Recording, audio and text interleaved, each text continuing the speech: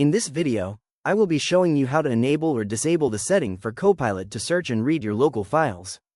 Let's get started. First, I move my cursor down to the taskbar at the bottom of the screen and click on the Copilot icon to open the application. Once the Copilot window fully loads, I navigate over to the left side panel. Here, I click on my profile name to open up the account menu. From this drop-down list, I click on Settings. This brings up the Preferences menu.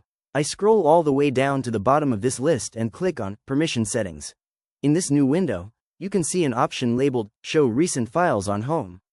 This is the setting that allows Copilot to display and access your recent local documents. I click the toggle switch to turn it on, turning it green. If you ever want to disable this feature, you would just click this exact same toggle to turn it off. Now that the setting is updated, I will click back to close out of the settings menu and return to the main Copilot interface. Next, I'll demonstrate how to use the chat. I click inside the message bar at the top and type a question, asking what the most useful psychological tricks are to improve communication and relationships. After typing my prompt, I hit the send button. Now, we can simply wait a moment while Copilot analyzes the request and generates a comprehensive response.